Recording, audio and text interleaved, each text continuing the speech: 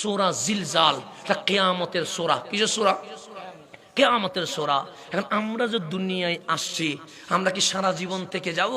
থেকে যাব না। আমাদেরকে 20 বছর পরে, 30 বছর পরে, 5 বছর পরে, হয়তো আগামী কালও এই জমিন থেকে ছেড়ে, কুল্লু নফসিন যায়কাতুল মউত, মারা যাওয়ার পরে ইন্না লিল্লাহি ওয়া ইন্না ইলাইহি রাজিউন, এই দুনিয়া ছেড়ে আপনাকে আমাকে কবরে যেতে হবে কি হবে না? এখন কবরে গেলে মাটির ভিতরে তো দিবে নাকি? পানির ভিতর তো দিবে না, ফ্রিজের ভিতর তো দিবে না। তা আমার ডাক্তারকে যদি জিজ্ঞেস করি মাটির ভিতর দিলে কি হয়, উনি বলবে হুজুর একটা কাজ হয়। কি কাজ?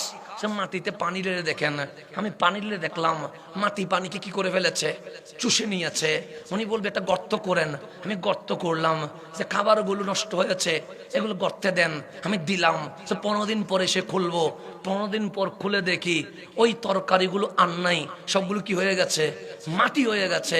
এখন মাটিতে যাই দিবেন সবগুলো কি হয়ে যায়, মাটি হয়ে যায়। এখন আমি ডাক্তারের কাছে প্রশ্ন করলাম, ডাক্তার পানি দিলাম, পানি মাটির সাথে মিশে গেছে।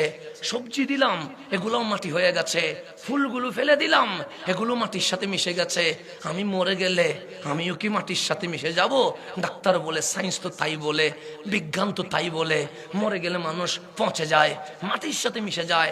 হাড্ডিগুলো আর হাড্ডি থাকে না, 12-13 বছর পর এগুলো জমিনের সাথে মিশে যায়।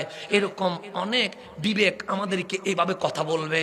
তা আল্লাহ বলে, হ্যাঁ যিনি ডাক্তার উনি ঠিকই বলেছে, যেহেতু জমিনে পানি দিলে পানি চুষে ফেলে, সবজি রাখলে মাটি হয়ে যায়, ফুল রাখলে মাটি হয়ে যায়। মানুষ মারা গেলে মাটির কাজ যেহেতু খেয়ে ফেলা, তোমাকেও খেয়ে ফেলবে।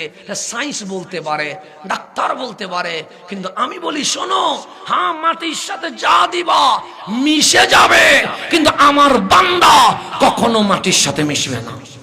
এটা কে বলতেছে? আল্লাহ। এখন আল্লাহরে জিজ্ঞেস করেন, মালিক এটা আমি বিশ্বাস করব কেমনে? সায়েন্স তো বলছে মাটি খেয়ে ফেলে, আপনি বলছেন মাটি খায় না। আল্লাহ বলে, একটা কথা তো কখনো ভেবে দেখেছিস? আমি বললাম, মালিক কি কথা? সে সূর্যের কি মা আছে? আমি বললাম, মা নাই। আসমানের কি বাবা আছে? আমি বললাম, বাবা নাই।